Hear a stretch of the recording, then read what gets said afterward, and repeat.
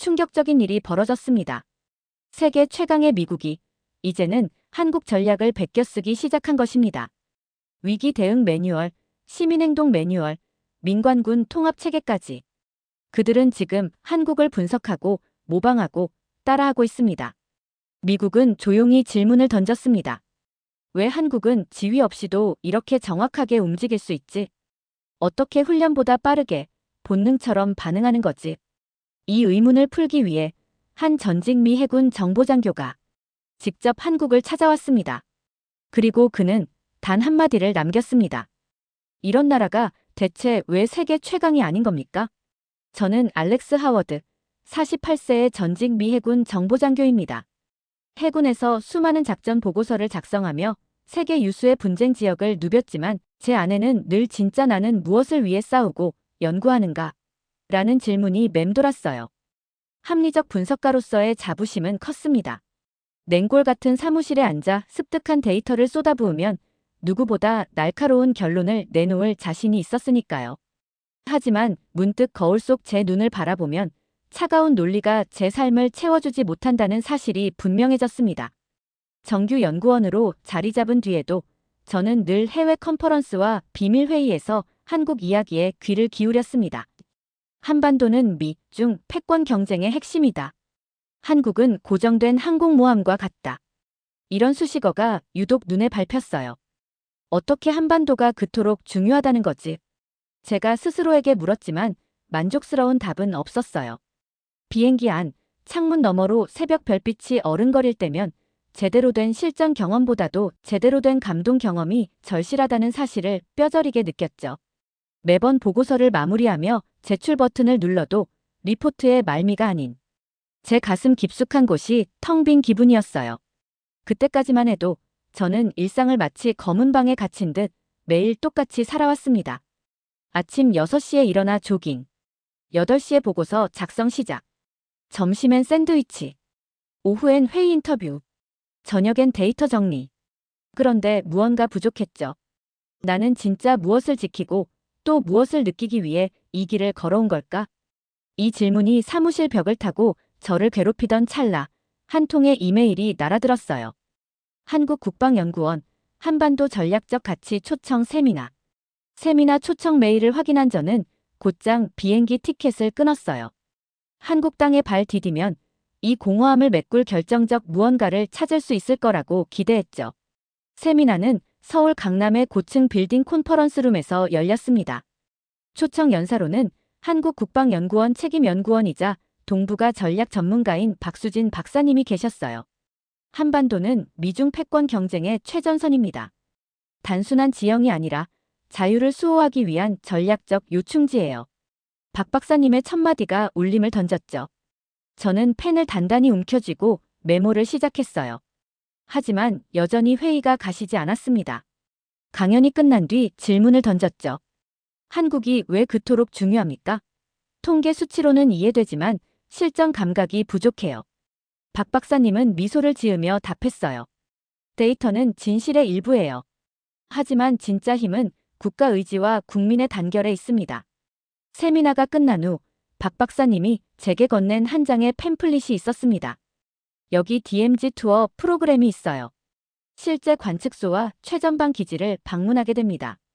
DMZ 투어를 신청한 저는 다음 날 새벽 한국 전역에 내리던 이슬비를 맞으며 경기 북부행 버스에 올랐어요. 안개 낀 도로 위로 희미하게 번쩍이는 철조망이 보이더군요. 먼저 찾은 것은 제3단굴. 바위를 뚫고 내려간 어두운 복도는 내 상상을 훌쩍 뛰어넘었어요. 1970년대 북한이 남침을 준비하며 파놓은 땅굴입니다. 해설사님의 말이 귓속을 맴돌았죠. 그리고 터널 깊숙한 곳에서 느껴지는 숨막히는 공기도요. DMZ 투어의 여운이 채 가시기도 전 저는 사내 회의실로 돌아왔습니다. 노트북 화면을 켜자마자 한반도 경험에 대한 연이은 제안을 목도했어요. DMZ 현장 시찰 결과를 다음 주 리포트에 반영하시겠습니까?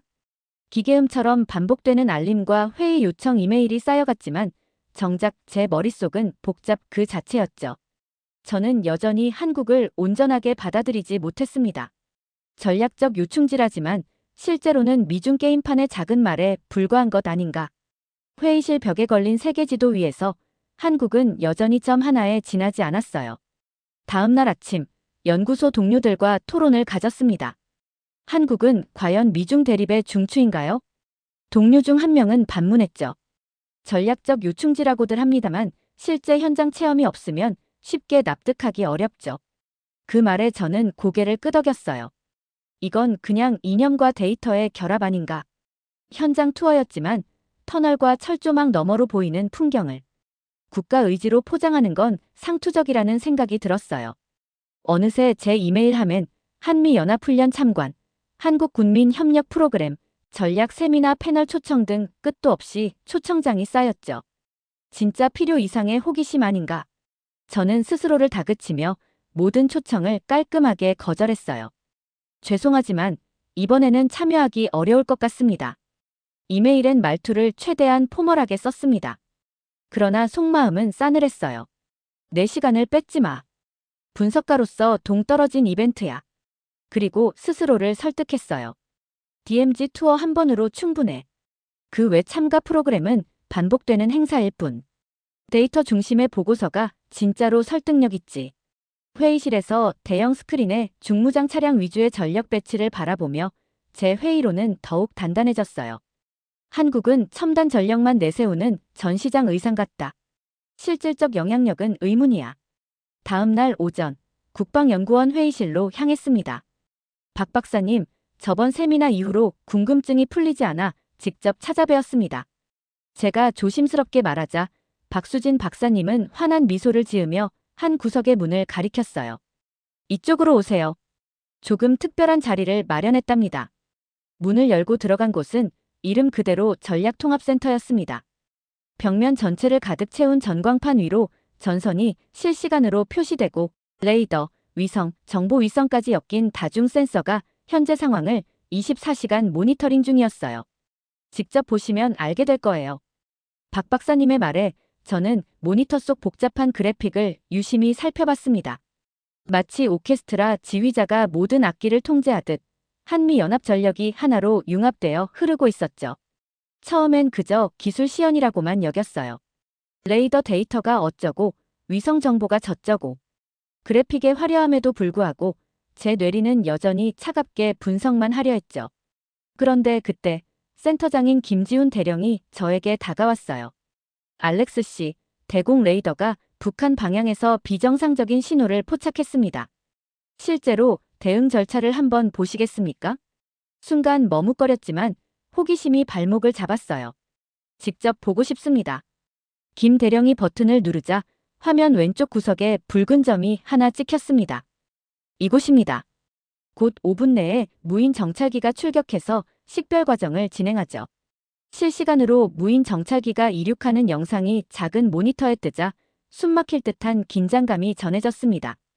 몇 초 뒤 무인 정찰기가 목표 지점 상공에 접근했고 영상이 확대되었습니다. 흰 연기 한 점도 없이 조용한 풍경이었지만 센터장과 작전관들은 이미 전술 체계를 돌입시켰어요. 위급 상황 같진 않지만 즉시 한미 방공망에 공유합니다. 예비 편대 출격 준비.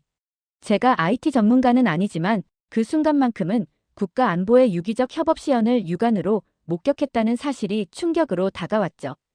다음 날 아침, 저는 국방부 초청으로 경기도 모처의 기계화 보병사단 훈련 참관 프로그램에 참여하게 되었습니다.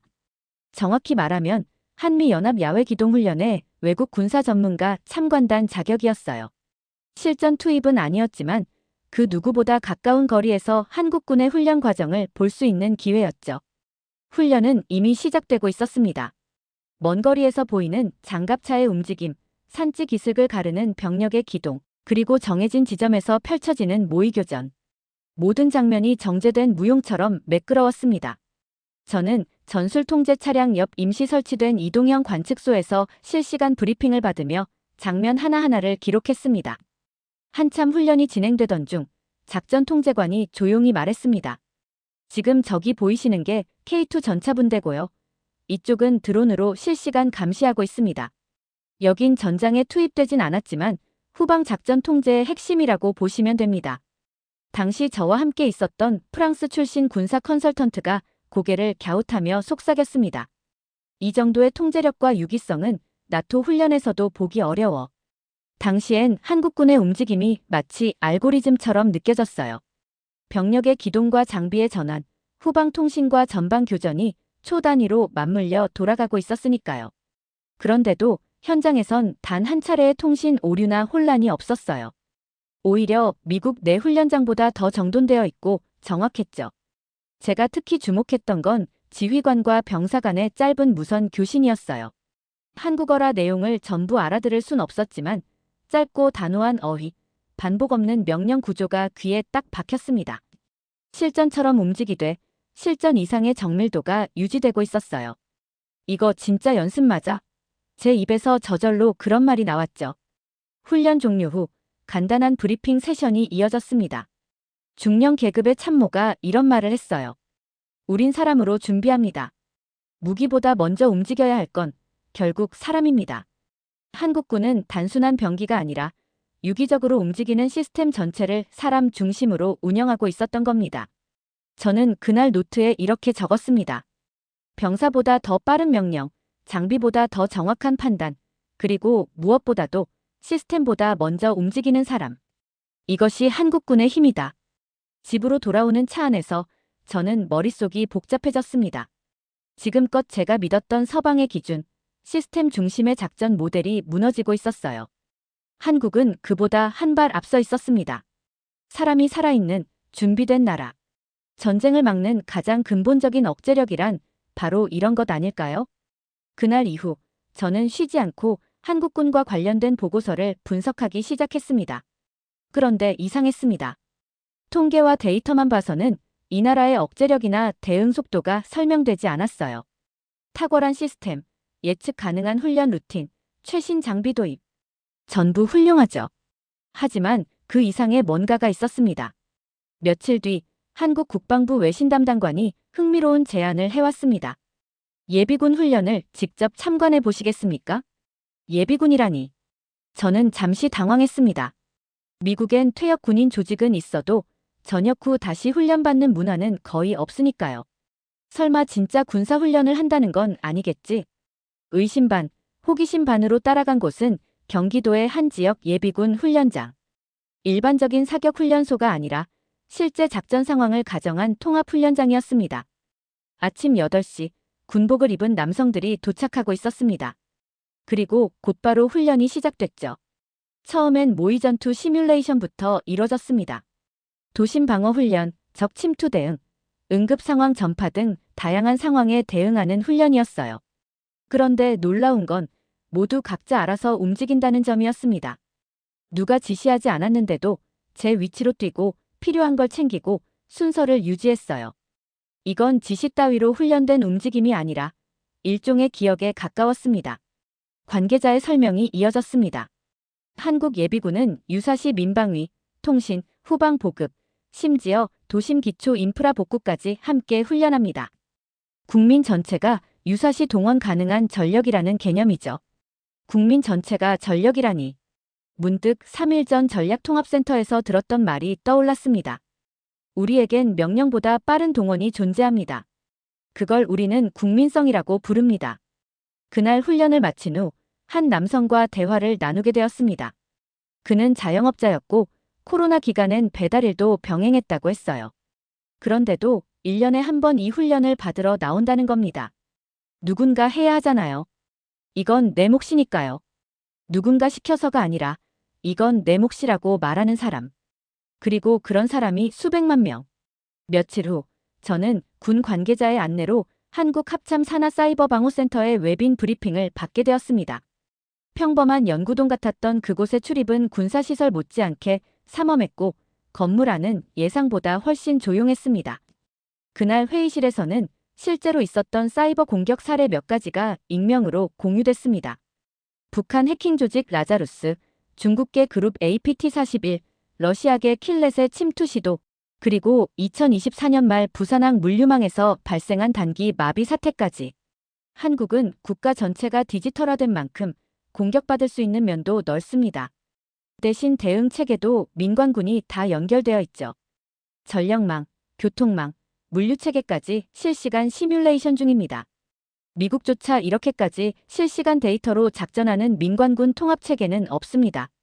게다가 놀라운 건 이 시스템의 상당 부분이 민간 스타트업과 대학 연구소가 공동으로 구축했다는 점이었죠. 전시에는 이 모든 것이 하나의 전선입니다. 단 한 줄의 코드 오류가 미사일보다 위험해질 수 있거든요. 브리핑을 마친 후 저는 오후에 서울 외곽의 민방위 종합훈련센터도 둘러보게 됐습니다. 여기선 시민 대상의 사이버 생존 교육까지 시행 중이었습니다. 데이터 백업, 랜섬웨어 대응, 비상시 온라인 통신망 확보법 등 전혀 군인스럽지 않은 훈련이죠. 저녁이 되어 귀갓길에 오른 저는 택시 안에서 조용히 노트북을 펼쳤습니다. 그날 받은 자료, 브리핑 녹취록, 그리고 민간 연구소가 만든 예측지도 파일까지 정리하며 한 가지 문장을 적었습니다. 한국은 적이 쳐들어오기 전에 이미 막고 있다. 우리는 종종 현대전을 억제력 중심의 미사일 배치 경쟁으로만 이해합니다. 하지만 오늘 저는 깨달았습니다. 한국은 억제라는 단어조차도 국민 전체가 살아 숨쉬는 방어 개념으로 해석하고 있었어요. 그리고 그 중심엔 정교한 기술도 화려한 무기도 아닌 삶의 감각이 있었죠. 몇 주 동안 군 관련 보고와 정세 브리핑에 찌들어 있다 보니 머리가 터질 것 같더군요. 마침 서울에선 날씨가 꽤 맑았고 누군가 추천했던 한강공원을 찾아가 보기로 했습니다. 처음 가보는 강변이었죠. 햇살이 적당했고 강바람은 시원했어요. 저는 커피를 들고 강가 벤치에 앉아 지나가는 사람들을 구경했습니다. 조깅하는 사람들, 연인들, 자전거 타는 아이들 평화로웠죠. 너무나 평범한 일상이었어요. 그런데 갑자기 쿵 하는 소리가 났습니다. 고개를 돌리자 어르신 한 분이 쓰러져 있었어요. 왼쪽 무릎이 심하게 까져 있었고 손으로 가슴을 짚으며 통증을 호소하셨습니다. 순간 저는 일어나야 하나 가야 하나 망설이고 있었는데 믿기 어려운 광경이 벌어졌습니다. 사방에서 사람들이 달려오기 시작했어요. 자전거를 세워두고 뛰어오는 청년들, 반려견을 안고 달려오는 여성, 음식을 들고 뛰어온 커플. 서로 사인을 주고받은 것도 아닌데 알아서 역할을 나누더군요. 한 사람은 무릎을 받쳐들고 한 사람은 물을 꺼내 닦아주고 또 한 사람은 119 불렀어요. 라고 외치고 있었어요. 아무도 명령하지 않았고 누구도 머뭇거리지 않았습니다. 심지어 어떤 이는 괜찮으세요? 숨 쉬실 수 있으세요? 하며 손을 꼭 잡아주고 있었고요. 그 상황에서 저는 그냥 방해되지 말자는 생각밖에 못했어요. 더 놀라운 건 그 다음입니다. 짐이 곳곳에 널브러져 있었거든요. 누군가는 자전거를, 누군가는 가방을, 누군가는 들고 있던 음식을 내팽개치고 왔거든요. 그런데 구급차가 도착해 어르신을 이송한 뒤에도 그 어떤 물건도 도난당하지 않았습니다. 사람들이 자기가 놓고 온 물건을 조용히 다시 주워갔고 아무 일 없었다는 듯이 흩어졌어요. 그제야 저도 숨을 돌릴 수 있었습니다. 그리고 그 순간 문득 제 나라가 떠올랐습니다. 아마 거기선 쓰러진 사람 옆에 몇 명 서 있을 수는 있겠죠. 하지만 짐들은요? 이미 사라졌을 겁니다. 누가 먼저 챙기느냐의 경쟁이 시작됐겠죠. 사람보다 물건이 먼저인 사회. 반면 한국은 거꾸로였습니다. 사람을 먼저 살리고 물건은 아무도 손대지 않았어요. 저는 그날 한국의 진짜 억제력에 대해 다시 생각하게 됐습니다. 군사력도 기술도 체계도 중요하겠죠. 하지만 이 나라를 진짜 위기에서 지켜내는 힘은 저런 자발적인 본능 아닐까요? 아무도 지시하지 않는데 모두가 움직인다. 그 장면은 전술 교범보다 강했고 어떤 억제 무기보다 더 위협적으로 느껴졌습니다. 말 그대로 훈련보다 오래된 나라였습니다. 그날 한강에서 돌아온 뒤 저는 노트북을 켜지 못했습니다. 군사 분석관으로서 저는 수많은 위기 시뮬레이션을 돌려왔고 각국의 위기 대응 시나리오를 꿰고 있었어요. 그런데 한강에서 일어난 단순한 사고 현장에서 저는 그 어떤 시뮬레이션보다 높은 수준의 공공 대응력을 직접 목격했죠. 저게 훈련이었을까, 문화였을까? 이 질문이 머릿속을 떠나지 않았습니다. 전투력은 장비와 전술로부터 나오지만 지속 가능한 억제력은 공동체의 반응 속도에서 나온다는 걸 저는 이번에 처음 실감했습니다. 그리고 한국은 그 반응이 너무나 빠르고 너무나 조용하며 너무나 단단했어요. 그날 이후 저는 민간 현장에서의 자발적 대응 사례들을 집중적으로 조사해 보기로 했습니다. 놀랍게도 이미 수많은 통계와 보고서가 있더군요. 지하철에서 응급환자 발생 시 승객이 먼저 CPR을 시도하는 확률 아시아 최고. 초등학교 앞 교통사고 발생 시 학부모 자발 출동률 세계 1위. 쓰러진 노인을 본 시민들의 신고 및 보조 행동 평균 7초 이내. 어떤 나라는 병원을 짓고도 사람이 오지 않습니다. 어떤 나라는 CCTV를 설치해도 무관심하죠. 그런데 한국은 사람이 먼저 움직입니다. 그것도 망설임 없이요. 제가 충격을 받은 또 다른 이유는 이런 시민의식이 법으로 강제된 것도 국가가 홍보해서 만든 것도 아니라는 겁니다. 그냥 당연하니까요. 한국 사람들에게 물어보면 대부분 이렇게 대답하더군요. 이 나라는 규칙보다 오래된 상식이 존재하고 있었어요. 그건 단순한 효나 공공질서를 넘어선 것이었습니다. 마치 전쟁 없는 평시에 국민 전체가 군사적 훈련을 하고 있는 느낌이랄까요. 매일매일의 일상이 위기 대응 훈련 같았어요. 하긴 이 나라는 수십 년을 전쟁의 위협 속에 살아왔잖아요. 그 오랜 생존의 역사가 국민들의 본능에 새겨져 있었던 겁니다. 제가 한때 의심했던 침묵 억제력이 뭔지 이제서야 실마리가 보였습니다. 한국은 무기로 위협하지 않습니다. 한국은 기술로 위세를 부리지도 않죠. 그 대신 예상하지 못한 반응 속도로 상대를 무너뜨리는 겁니다. 전쟁이 나면 가장 먼저 붕괴되는 건 지휘 체계라고 합니다. 그런데 한국은 누가 쓰러지면 명령받지 않아도 모두가 달려갑니다. 누가 당하면 군대가 아니라 동네가 먼저 반응합니다. 그게 바로 시스템보다 무서운 억제력이죠. 저는 이제야 깨달았습니다. 왜 그날 전략통합센터에서 한국 군인이 아무도 지시하지 않아도 움직이는 시스템이라고 말했는지를요. 그건 기술이 아니라 이 나라 사람들의 습관이자 기억이었습니다. 한국은 살아남기 위해 수천 년을 살아내며 익힌 감각으로 운영되는 나라였습니다. 그게 바로 제가 미국에서는 한 번도 본 적 없는 종류의 강함이었습니다. 며칠 뒤 몸은 워싱턴으로 돌아왔지만 생각은 여전히 한국에 머물러 있었어요. 늘 보던 거리, 익숙한 사무실, 익숙한 팀원들 속에서 저는 점점 낯선 사람이 되어갔습니다. 어떻게 그게 가능하지? 지시 없이 움직인다고? 그건 통제불능 아니야? 팀원들은 제가 꺼낸 이야기 하나하나에 의심부터 던졌습니다. 그럴만도 했죠. 지금껏 우리가 배워온 위기 대응 방식은 철저한 매뉴얼 기반이었습니다. 그런데 저는 완전히 다른 질서를 본 겁니다.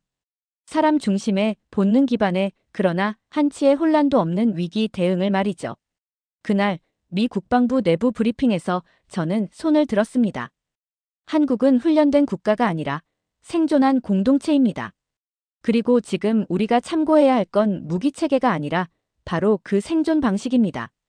몇몇은 고개를 숙였고 어떤 이는 미소를 지었어요. 하지만 대다수는 저를 바라보며 말없이 무언가를 계산하고 있었습니다. 저는 한국에서의 일정 동안 수집한 자료들을 하나씩 정리해 발표하기 시작했어요. 예비군 제도의 유연성, 민관합동 시스템, 자율방범대의 존재, 시민들의 공공의식, 응급대응 속도 등. 그동안 주류 안보 프레임에서 완전히 무시되어 왔던 요소들을 전략 차원에서 제시했습니다. 전 세계가 몰랐던 시스템. 한국은 이미 실전에서 입증했지만 세계는 아직 모릅니다. 제가 본 그 장면들, 쓰러진 노인을 지킨 시민들, 전쟁 없는 평시에 훈련된 그 무형의 군대. 그건 단지 한국만의 이야기가 아니었습니다. 앞으로 우리가 살아야 할 미래 그 자체였어요. 아직도 그 말을 믿는단 말이야. 출장에서 복귀한 지 2달이 흐른 어느 날 동료이자 오랜 친구인 데이빗이 커피잔을 내려놓으며 제게 물었습니다. 제가 내놓은 보고서 초안은 여전히 회람 중이었고 일부 부처에서는 긍정적인 반응이 있었지만 정작 제 가까운 동료들은 날카로운 회의감으로 반응했어요. 조직화도 안 된 민간이 그렇게 유기적으로 움직였다고. 하루에도 몇 번씩 이런 이야기를 들었습니다. 정말로 지쳤어요. 그들이 틀렸다고 말하기도 어렵고 그렇다고 맞다고 받아들이기도 힘들었습니다. 그리고 생각했습니다. 이건 정보의 문제가 아니라 경험의 차이라는 걸요. 제 발표를 본 일부 정책자문단은 우려를 표했습니다. 한국 모델은 너무 감성적이다. 체계가 아니라 문화에 기대고 있다는 거였죠. 그 말이 틀린 건 아니었습니다. 하지만 그래서 안 되는 것은 아니잖아요. 그 문화와 정신이야말로 위기 대응의 진짜 본질인데요. 한동안 사람들의 시선이 달라졌습니다. 몇몇은 제가 한국에 빠진 사람쯤으로 보는 듯 했죠. 하지만 제 머릿속에는 아직도 그날 한강에서 본 장면이 떠올랐으니까요. 운동하다 쓰러진 노인을 향해 아무도 주저하지 않고 달려가던 시민들, 누가 지시한 것도 아닌데 자신의 짐을 던져두고 사람을 구하던 그들. 그리고 아무도 그 짐에 손대지 않았던 풍경. 정말 이상한 일이었죠. 지휘관도 방송도 없었는데 사람들은 각자의 위치에서 딱 필요한 만큼 움직였고 그 안에는 혼란도 충돌도 없었습니다. 그 조용한 질서야말로 제가 미국에서 절대로 보지 못한 풍경이었습니다. 결국 저는 다시 한번 손을 들었습니다. 작은 세미나 자리였고 참여자 수는 10명이 채 되지 않았어요. 하지만 그 자리에서 다시 말했습니다. 한국은 이기기 위한 나라가 아닙니다. 망하지 않도록 준비된 나라입니다. 그게 진짜 힘입니다. 그날 밤 한 통의 전화가 걸려왔습니다. 발신자는 미 해군 작전본부 산하 비전통전력 평가국의 국장 마크 올드리지였습니다. 당신 보고서 받아들여야 할 시점이 온 것 같소. 몇 주 전까지만 해도 조롱과 회의의 대상이었던 그 보고서가 이제는 미 국방부 내부 핵심 회의 자료로 배포되었다는 사실이 믿기지 않았어요. 보고서 내용이 승인된 것도 데이터가 받아들여진 것도 기뻤지만 무엇보다 기뻤던 건 한국의 존재 방식이 전략으로 받아들여졌다는 사실이었습니다. 며칠 후 미국 전역 7개 대학에서 관련 세미나 요청이 들어왔습니다. 비선형 억제력의 실제 사례라는 제목으로 저는 한국에서 본 것들을 하나하나 정리해서 전했습니다. 군대 없는 전투력, 무기 없는 억제력. 그건 이론이 아니라 사람의 태도와 기억에서 시작된다는 걸요. 강연이 끝나면 늘 똑같은 질문이 따라왔습니다. 그게 가능합니까? 일반 시민들이 그렇게 질서가 유지된다는 게요? 저는 대답했죠. 한국은 기억으로 싸우는 나라입니다. 가장 먼저 총을 드는 게 아니라 가장 늦게까지 희망을 드는 민족이죠. 언론도 반응하기 시작했습니다. CNN 아시아 안보 담당 데스크가 제게 인터뷰를 요청했고 미국이 놓친 억제의 해답, 한국의 시민 전술이라는 기사가 실렸습니다. 몇 달 후 저는 백악관 국가안보실에 초청되어 간단한 브리핑을 진행하게 되었습니다. 그 자리에서 조심스럽게 이런 말을 꺼냈습니다. 미국은 늘 군사력으로 상대를 제압하려 합니다. 그러나 때로는 침묵, 기다림, 그리고 공동체의 기억이 핵보다 강한 억제력이 될 수 있습니다. 그 자리에 있던 고위 안보 보좌관이 조용히 고개를 끄덕였습니다. 지금도 한국은 아무 말도 하지 않습니다. 군함을 앞세우지도 않고 미사일을 들이대지도 않아요. 그저 조용히 필요한 걸 준비하고 있을 뿐이죠. 하지만 저는 압니다. 그 조용한 준비가 수많은 무기보다 더 강력하다는 걸요. 두 번째 사연 시작합니다. 정말 믿기 어려운 일이 벌어졌습니다. 중국 역사학계에서 반중의 상징처럼 지목된 한 교수가 지금 전 세계 앞에서 한국을 찬양하고 있습니다. 그는 한때 한국을 흉내만 내는 국가, 문명 주변부, 실질 없는 민족주의라고 조롱하던 인물이었습니다. 그랬던 그가 직접 한국을 연구하고 감동하고 결국 조국 중국에게 버림받고 망명까지 했다는 사실 믿으시겠습니까? 그는 말합니다. 저는 한국을 본 사람입니다. 굴복하지 않는 민족을 직접 본 사람입니다. 대체 무슨 사연인지 오늘 사연 바로 시작하겠습니다. 저는 쉬펑웨이입니다. 중국 북경대학교 역사사회학과 교수로 주 전공은 동북아 비교 문명론입니다. 솔직히 말씀드리죠. 저는 평생 한국이라는 나라를 별가치 없는 기껏해야 문화 소비재 수출국 정도로 생각해왔습니다. 왜냐고요? 너무도 당연했습니다. 역사의 깊이도 인구 규모도 지정학적 영향력도 중국에 비할 바가 못 되었으니까요. 게다가 조선은 역사 내내 중국의 조공국이었고 문화적으로도 한자의 그늘에서 벗어나지 못했잖아요. 어느 강의에서도 당당히 이렇게 말했습니다. 한국은 중국 문명의 변방이자 일본과 미국 사이에 끼어 정체성을 잃은 국가다. 학생들은 고개를 끄덕였고 그때마다 흐뭇한 미소를 지었습니다. 사실 자존심이었죠. 대국의 문명을 계승한 자로서의 우월감. 그랬던 제가 이제 와서 이런 말을 하게 될 줄은 몰랐습니다. 그 모든 판단이 얼마나 오만했는지 몰랐습니다. 시작은 아주 우연한 기회였습니다. 2021년 독일 베를린 자유대학교의 동부가 역사문화 세미나에 초청을 받아 발표차 방문했을 때였죠. 한중일의 고대 기록문화 비교라는 주제로 발표를 마치고 내려왔는데 다음 발표자가 한국 학자였습니다. 그 사람은 조선왕조실록이라는 걸 소개했어요. 솔직히 비웃었습니다. 왕조 하나 기록한 걸 가지고 뭘 그렇게 대단하게 떠드는 건지. 중국에는 수많은 정사와 편년체 기록이 존재하니까요. 사마천, 반고, 범엽, 우리가 만든 사서의 규모를 이 작은 나라가 따라올 수 있을까? 그런데 발표가 이어질수록 제 웃음은 굳어졌고 시선은 점점 모니터 속 기록으로 빨려 들어갔습니다. 조선은 500년간의 역사를 하루도 빠짐없이 왕도 손대지 못하게 있는 그대로의 사건을 기록했더군요. 실록 사관은 왕 앞에서도 침묵했고 그 기록은 왕조가 바뀌어도 절대 수정되지 않았다고 합니다. 중국에서는 황제가 역사를 통제했지만 조선에서는 사관이 왕을 감시하고 있었습니다. 아니, 이런 체계가 어떻게 변방 국가에서 가능하지? 조공만 바치던 나라에서 어쩌다 이런 기록 문화가 생겼지? 더 충격적인 건 그 기록이 중국보다 더 철저하고 더 객관적이라는 평가를 받고 있다는 사실이었습니다. 순간 혼란스러웠어요. 평생 한국을 따라쟁이로 생각해왔습니다. 문화도 철학도 정치도 항상 중국에 기대온 모방국가라고요. 그런데 그 나라가 중국보다 더 기록에 집착했고 더 진실을 지키려 했다고요? 그 발표가 끝난 뒤 아무 말도 하지 못했습니다. 학생들의 박수 소리가 머릿속에 멍하게 울렸고 제 손에 들린 발표 자료가 갑자기 허무하게 느껴졌어요. 그날 밤 호텔에 돌아와서 처음으로 한국에 대해 검색을 해봤습니다. 검색창에 이렇게 쳤습니다. 조선왕조실록 진짜냐? 그리고 진짜였습니다. 나라 없는 민족에게 무슨 정신이 있다는 거지. 그게 당시 제 머릿속에 떠오른 말이었습니다. 조선왕조실록을 보고 약간은 놀라긴 했지만 그래도 여전히 냉소적이었어요. 기록을 아무리 잘 남겼다고 한들 결국 나라가 망했잖아요. 일제에게 식민지가 되었고 언어도 빼앗겼고 정체성도 사라졌다고 믿고 있었습니다. 그런데 한 가지 자료가 저를 또 한 번 흔들었습니다. 한글학회라는 단체였습니다. 사전 편찬? 나라가 없는데 사전을 만든다고. 말이나 글은 나라가 있어야 쓰는 거지. 없어지면 같이 사라지는 게 당연한 거 아닌가요?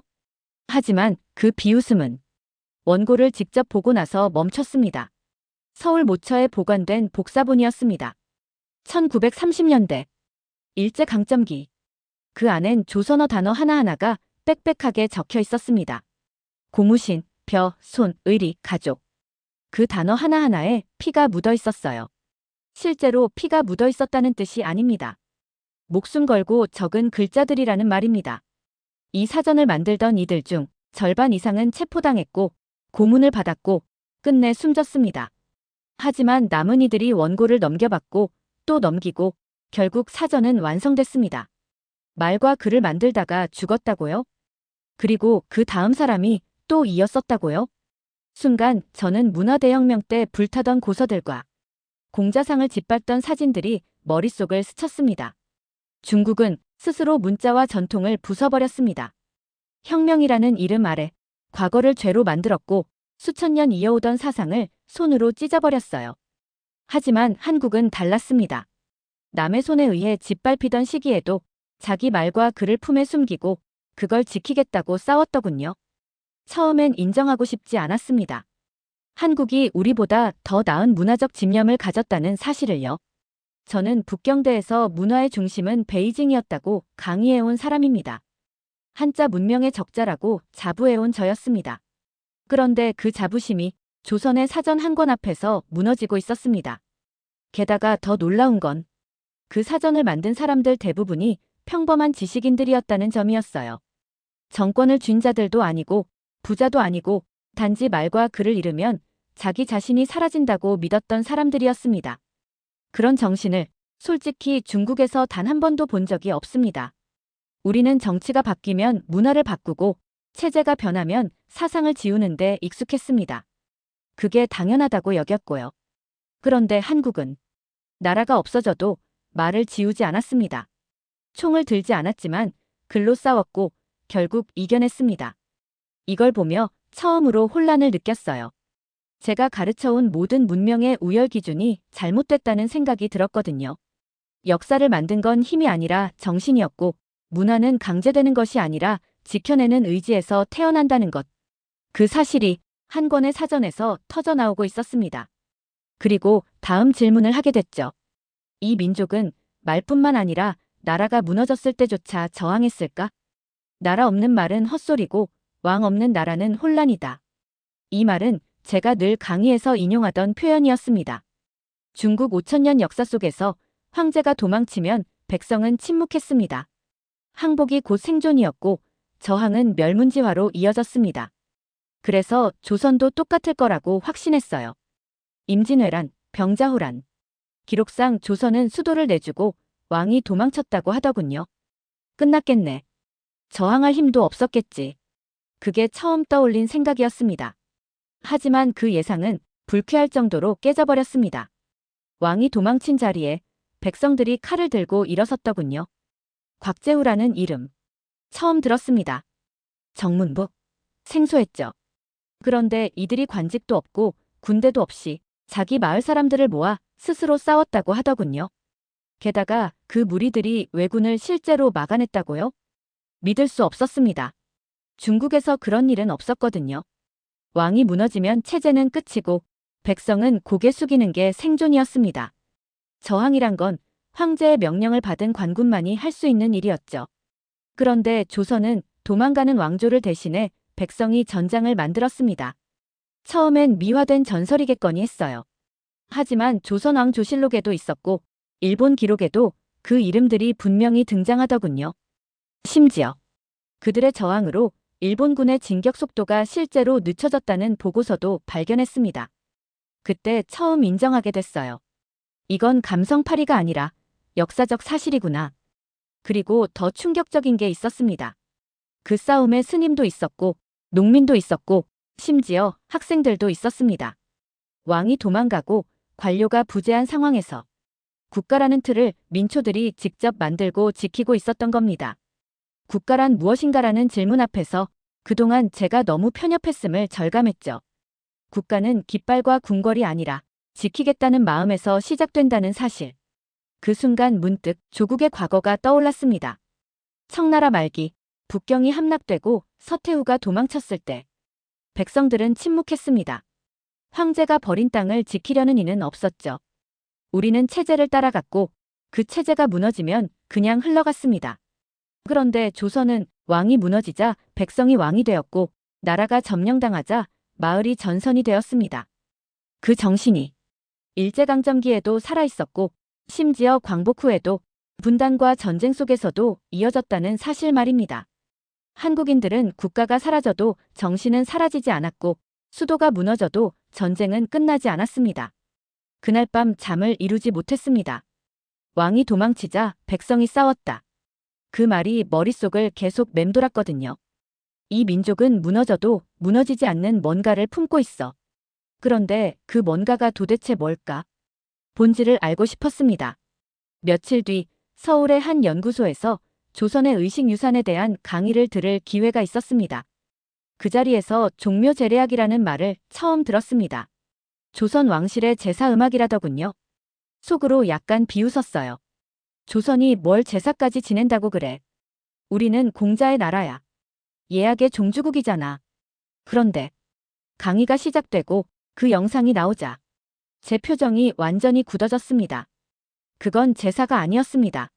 그건 하나의 문명이었고 한 민족이 자기 뿌리를 감히 포기하지 않겠다는 거대한 선언이었어요. 일제는 종묘제례를 금지했고 제례악도 불허했습니다.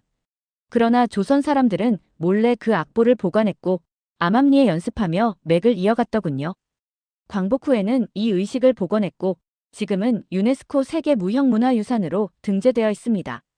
그 순간 중국의 문화대혁명이 떠올랐습니다.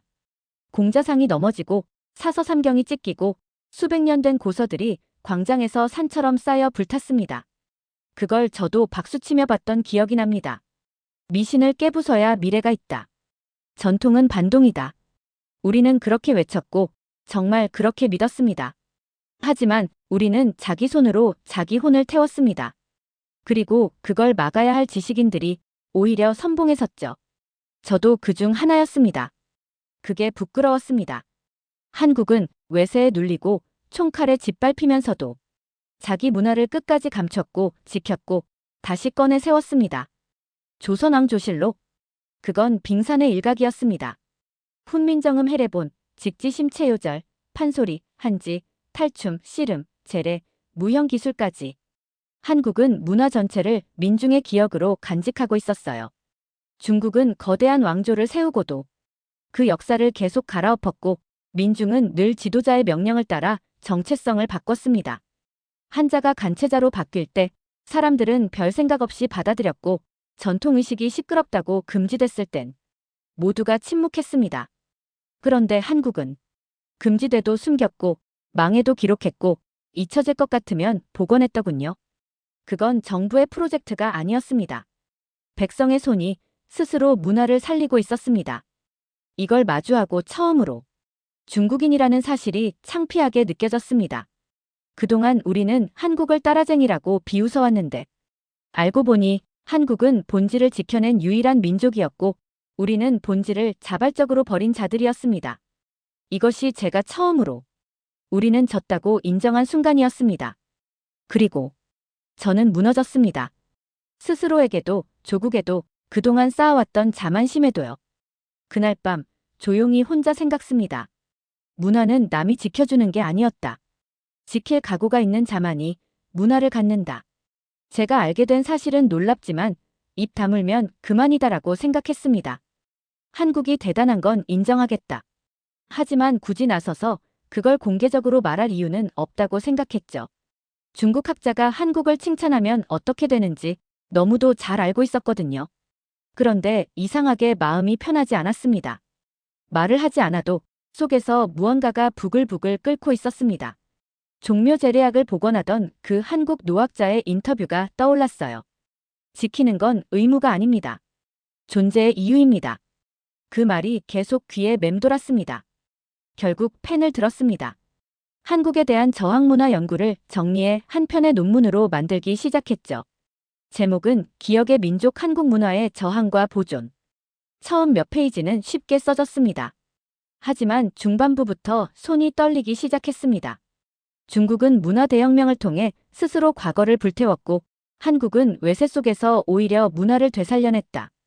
그 문장을 쓰는 순간 문득 이게 얼마나 위험한 말인지 느껴졌습니다.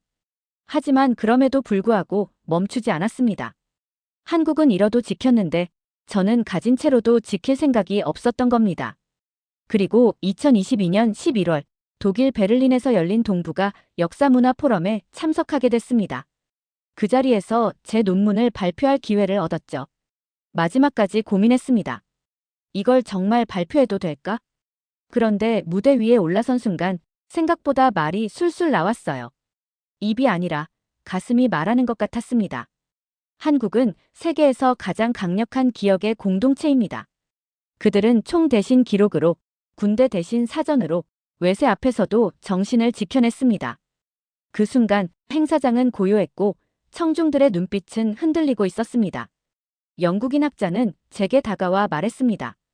이런 내용은 처음입니다. 중국에서도 이런 분석이 가능하다니 놀랍군요. 그날 저녁 호텔로 돌아가는 길 제 앞을 막아선 한 남자들이 있었습니다. 정장 차림, 말은 없었고 그저 명함 하나만 건네고 사라졌어요. 중국 대사관 소속 문화담당관.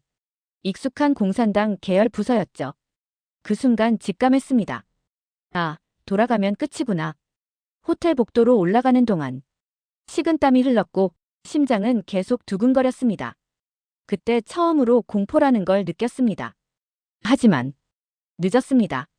이미 진실을 말했고 사람들은 그걸 들었습니다. 그날 밤 처음으로 이런 생각을 했어요. 지금이라도 사과하고 입을 닫을까? 하지만 동시에 이런 생각을 하고 있는 제가 부끄러웠습니다. 한국은 말할 수 없는 시대에 말을 했고 지킬 수 없는 것을 지켰으며 아무도 알아주지 않는 싸움을 수백 년 동안 계속해온 민족이었으니까요. 독일에서의 발표 이후 곧장 중국으로 돌아오지 않았습니다. 느낌이 이상했거든요. 중국 대사관 관계자가 조용히 명함을 건넨 그 순간부터 머릿속 어딘가에서 경고음이 울렸습니다. 하지만 결국 돌아와야 했죠. 가족이 있었고 소속기관도 남아있었습니다. 공항 입국 심사대에 서 있던 그날, 숨이 막히는 기분이었습니다. 여권을 넘기던 손이 덜덜 떨렸어요. 그런데 아무 일도 일어나지 않았습니다. 심지어 그 다음 날도 조용했습니다. 출근도 했고 연구실 문도 그대로였죠. 기우였나? 잠시 안도했습니다. 하지만 그 이후로 며칠째 이상했습니다. 메일로 오는 파일이 열리지 않았고 가끔 노트북 화면이 스르르 깜빡이곤 했습니다. 처음엔 단순한 오류인 줄 알았어요. 그날은 수요일 오후였습니다. 늘 그렇듯 사무실에 앉아 논문을 정리하던 중이었죠. 문이 열리고 연구소 보안 담당이 들어왔습니다. 쉬 교수님, 시스템 점검이 있어서 연구실 장비 점검 좀 하겠습니다. 아무 생각 없이 고개를 끄덕였습니다. 의아했지만 별말은 하지 않았어요. 그리고 3일 뒤 출근한 제 책상 위에 익명의 쪽지가 놓여 있었습니다. 교수님, 책상 밑 조명 배선 쪽을 확인해 보세요. 곧장 책상 밑을 뒤졌고 전선 틈 사이 작은 검은 렌즈 하나가 붙어 있는 걸 발견했습니다. 카메라였습니다.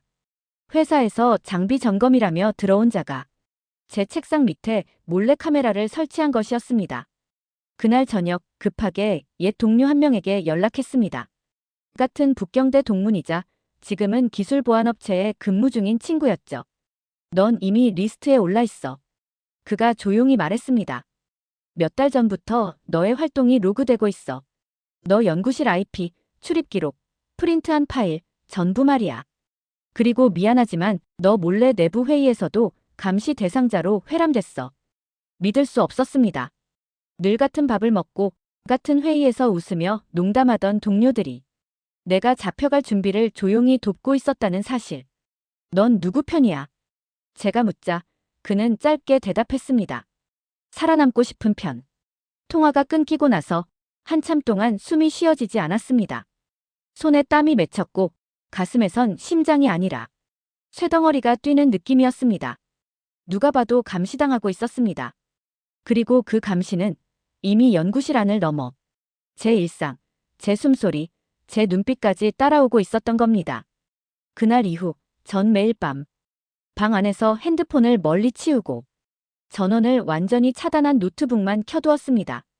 그리고 어느 날 노트북에 저장된 논문 파일이 예기치 못한 오류로 손상되었다는 메시지가 떴습니다. 그건 바이러스가 아니었습니다. 사람의 손이 타야 가능한 파괴 방식이었어요. 며칠간 집안에서 고민하다 연구소에 도착하니 연구실 문에는 작은 인쇄물이 붙어 있었어요. 전산 오류로 인한 일시 폐쇄. 들어가 보니 제 컴퓨터는 사라져 있었고 책상 위엔 아무것도 없었습니다. 비밀번호도 메일도 접근 권한도 모두 막혀 있었어요. 상급자에게 연락을 시도했지만 전화는 받지 않았고 며칠 전까지만 해도 웃으며 인사하던 동료들조차 눈을 마주치지 않았습니다. 엘리베이터 안에서 제 존재가 공기처럼 무시당하는 순간 알았습니다. 체제가 나를 삼키기 시작했다는 걸요. 결정타는 어머니의 전화였습니다. 공안에서 연락이 왔다. 아버지를 불러다. 내가 외국에서 무슨 말을 했는지 따졌다. 그 말을 듣는 순간 온몸이 얼어붙었습니다. 가족부터 건드린다. 그건 명백한 처리 수순의 첫 단계였습니다. 이틀 뒤 더 무서운 일이 벌어졌습니다. 당신은 현재 출국 금지 대상자 등록이 검토되고 있습니다. 국가 이미지 훼손 및 정보 유출 우려로 조치가 논의 중입니다. 익명의 경로로 제게 전달된 내부 정보였습니다. 망설이지 않았습니다. 지금이 아니면 못 나간다. 그날 밤 인터넷 창을 열고 가장 빠른 프라하행 항공권을 예약했습니다. 단 14시간 남은 티켓, 짐도 제대로 싸지 못했어요. 여권, USB, 노트북 한 대, 옷 2벌. 공항에 도착한 그 순간 심장이 터질 것 같았어요. 출국 심사대에 서 있을 때 제 뒷목에 식은땀이 줄줄 흘렀고 목소리를 가다듬으며 말했습니다. 프라하행입니다. 여권을 넘기는 그 짧은 순간이 마치 세월처럼 길게 느껴졌습니다. 입국 관리관이 제 사진을 올려다보더니 고개를 끄덕이며 도장을 찍었죠. 온몸에 힘이 풀렸습니다. 드디어 빠져나온 겁니다. 공식 출국 금지 조치가 내려지기 몇 시간 전이었습니다. 비행기 안에서 창밖을 바라봤습니다. 저 아래 어둡고 거대한 도시, 베이징의 불빛이 점점 멀어지고 있었습니다. 나는 지금 조국을 떠나는가, 아니면 조국에게서 버려지는가? 그 질문이 마음속에서 울렸습니다. 하지만 곧 깨달았어요. 진실을 말했기 때문에 도망치는 사람은 사라지는 게 아니라 살아남는 것이다. 프라. 이 낯선 도시에 처음 발을 디뎠을 때 이상하리만큼 조용했습니다. 그 조용함이 처음엔 자유처럼 느껴졌습니다. 하지만 곧 그 고요함이 고립감으로 변했습니다. 말이 통하지 않았고 이름조차 낯선 도시에서 저는 그저 망명한 동양인일 뿐이었습니다. 현지 연구기관의 자문연구원으로 소속되긴 했지만 그것이 제 마음의 빈자리를 채워주진 못했어요. 밤이면 불 꺼진 방 안에서 중국 뉴스를 틀어놓곤 했습니다. 익숙한 언어, 익숙한 억양. 그런데 그 화면을 보며 느껴지는 감정은 그리움이 아니라 공포였습니다. 나는 이 체제에서 도망친 게 맞다. 그렇다면 지금부터 무엇을 해야 하는가? 그 답을 찾지 못해 방황하던 어느 날 밤 우연히 한 다큐멘터리를 보게 됐습니다. 제목은 훈민정음의 비밀. 이미 여러 차례 접했던 내용이었지만 그날따라 심장이 조용히 두근거리기 시작했어요. 세종대왕. 그는 글이 없던 백성을 위해 글자를 만들었다고 했죠. 말이 아니라 존재 자체를 지켜주기 위해서였다고요. 그날 이후 매일 글을 썼습니다. 한국의 기억 문화, 저항의 구조, 민족의 집단정신. 이제 더 이상 학문적으로 한국을 분석하지 않았습니다. 증언하기 시작한 겁니다. 동유럽의 소규모 학회, 대학 특강, 국제학술 포럼 등에서 한국에 대해 이야기했습니다. 사람들은 처음엔 고개를 갸웃했죠. 중국인이 왜 한국 이야기를 저렇게 열정적으로 하지? 하지만 제 강연이 끝나면 대부분은 조용히 고개를 끄덕였습니다. 한국은 전쟁에서도 무너지지 않았고 식민지에서도 정체성을 지웠던 적이 없습니다. 제가 말하면 말할수록 청중의 눈빛은 깊어졌고 그들의 반응은 저에게 용기를 줬습니다. 하지만 그럴수록 제 조국에 대한 절망도 깊어졌습니다. 이제 저는 중국의 학계에서 지워진 이름이 되었고 가족과의 연락도 끊겼습니다. 한때 함께 술을 마시며 역사를 논하던 친구들은 이젠 제 이름조차 언급하지 않더군요. 그걸 보며 깨달았습니다. 내가 속해 있던 곳은 거대한 무덤이었고 그 안에선 진실이 묻혀야만 살아남을 수 있다는 사실. 저는 한국인도 아니고 그 역사에 피 한 방울 섞이지 않았습니다. 하지만 그들의 싸움을 보고 말았고 그 정신을 이해해버렸습니다. 그리고 이제는 그걸 지우는 대신 남기기로 결심했습니다. 그것이 저의 복수이고 의무이자 새로운 삶의 이유가 되었습니다. 곧 더 큰 자리에 설 예정입니다. 전 세계가 보는 앞에서 한국은 어떻게 기억으로 싸워 이긴 나라가 되었는가. 그 주제를 말하게 됩니다. 그리고 그 마지막에는 한 줄의 고백을 덧붙일 겁니다. 나는 한국을 본 사람입니다. 굴복하지 않는 민족을 직접 본 사람입니다. 프라하에서의 삶은 여전히 고요합니다. 바람소리, 자전거 브레이크 마찰음, 그리고 창밖을 가로지르는 종소리. 어떤 날은 이 모든 것이 아름답게 느껴지고 또 어떤 날은 지독하게 외롭습니다. 하루에도 몇 번씩 중국이 그리워질 때가 있습니다. 새벽 4시에 깨어있을 때, 시장 냄새나 골목 냄새가 머리를 스칠 때, 문득 어머니의 마지막 목소리가 떠오를 때. 도망쳤지만 아직 중국을 완전히 미워하지 못했습니다. 그건 제 피였고 제 언어였고 제 모든 정체성이 태어난 땅이었습니다. 하지만 동시에 그 나라가 나를 버렸다는 것도 부정할 수 없는 현실이었습니다. 진실을 말했다는 이유로, 말 한마디 했다는 이유로 지워졌습니다. 사라졌고 끊겼습니다. 이 아이러니한 구조 속에서 제가 배운 건 단 하나였습니다. 정신이 강한 나라만이 진짜 국가라는 것입니다. 한국은 작은 나라였습니다. 수많은 외세 속에 둘러싸여 있었고 한반도의 끝에 위치해 있었습니다. 하지만 그들은 항복하지 않았습니다. 나라가 무너져도 백성이 일어났고, 글이 금지돼도 소리로 계승했고, 전쟁이 끝나도 그들의 싸움은 정신 안에서 계속됐습니다. 이제 압니다. 왜 한국이 이토록 강한지를. 그들은 이기기 위해 싸운 게 아니라 사라지지 않기 위해 싸웠습니다. 지키기 위해 무기를 든 것이 아니라 기억하기 위해 기록을 남겼고 복수하기 위해 총을 든 것이 아니라 후손에게 정신을 물려주기 위해 참았던 민족이었습니다. 한국은 조용했습니다. 하지만 강했습니다. 말이 적었지만 끝까지 갔습니다. 그리고 지금 그 이름 앞에 조용히 고개를 숙입니다. 하지만 제 안에 남아있는 중국이라는 나라를 완전히 지울 수 없습니다. 그곳엔 부모가 있고 친구들이 있고 무언가 잘못되었지만 언젠가 바뀔 수 있다고 믿고 싶은 민중이 있습니다. 그래서 오늘도 한국을 이야기합니다. 한국을 이야기하는 이유는 한국이 대단해서만이 아니라 중국이 변할 수 있다는 희망을 아직 놓지 못했기 때문입니다. 한국은 저에게 두 가지를 남겼습니다. 하나는 굴복하지 않는 민족의 경외감. 그리고 또 하나는 내가 사랑했던 조국이 다시 태어날 수 있다는 마지막 가능성. 그래서 오늘도 말합니다. 저는 한국을 본 사람입니다. 굴복하지 않는 민족을 직접 본 사람입니다. 그리고 그 정신이 언젠가 조국에도 피어나길 바랍니다. 오늘 사연이 재미있으셨다면 구독과 좋아요, 알림 설정까지 부탁드립니다. 더 재미있는 사연으로 돌아오겠습니다. 이상 감동탐험이었습니다.